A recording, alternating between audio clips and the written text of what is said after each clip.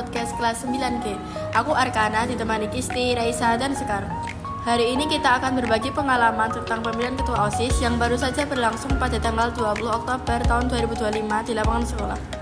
Kita akan ngobrolin bagaimana proses pemilihan berjalan, kenapa kegiatan ini penting, dan harapan kita untuk ketua OSIS yang terpilih. Yuk langsung aja kita mulai. Teman-teman bisa ceritain pengalaman kalian saat pemilihan di lapangan kemarin? Seru banget, jadi proses pemilihan dilakukan di lapangan. Kita menunggu giliran sesuai kelas masing-masing.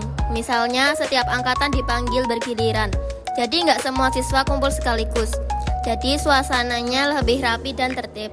Iya benar, sambil menunggu giliran, kami ngobrol sama teman-teman. Saling dukung dan bikin suasana nggak tegang. Begitu giliran kelas dipanggil, kita tinggal scan barcode yang disediakan, masuk ke link, lalu pilih calon ketua OSIS. Yang aku suka, sistemnya cepat dan sederhana. Tidak ada antrian panjang, jadi semua siswa bisa berpartisipasi dengan nyaman. Walaupun debat calon dan visi misi sudah hari-hari sebelumnya, tetap ada waktu buat mempertimbangkan pilihan sendiri. Setuju banget, suasana di lapangan itu juga bikin pengalaman pemilihan terasa lebih nyata dan seru. Kita bisa lihat teman-teman lain ikut aktif juga. Menurut kalian, kenapa kegiatan pemilihan ketua OSIS itu penting? Karena ketua OSIS bakal jadi wakil siswa. Beliau menyampaikan aspirasi kita, membantu mengatur kegiatan sekolah, dan memastikan semuanya berjalan lancar. Jadi pemilihan ini penting banget buat kita semua. Selain itu, kegiatan ini juga mengajarkan kita soal tanggung jawab dan demokrasi. Kita belajar menghargai pendapat teman-teman dan membuat keputusan yang adil. Pengalaman ini berharga banget buat kita. Dan kegiatan ini juga bikin kita lebih kompak sebagai siswa. Walaupun pilihan kita berbeda, kita tetap menghargai hasil pemilihan dan mendukung ketua OSIS yang terpilih untuk membawa sekolah jadi lebih baik.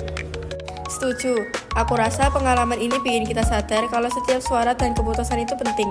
Sekecil apapun kontribusi kita, tetap berarti untuk kebaikan bersama. Kalau boleh kasih pesan atau harapan buat ketua OSIS yang baru apa nih? Saya berharap ketua OSIS yang baru bisa membawa sekolah lebih kreatif, aktif, dan tetap mendengarkan aspirasi seluruh siswa. Semoga kegiatan yang dijalankan seru tapi tetap bermanfaat.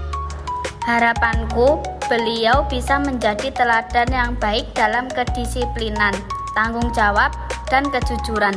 Program-program OSIS yang dijalankan bisa benar-benar bermanfaat untuk semua siswa.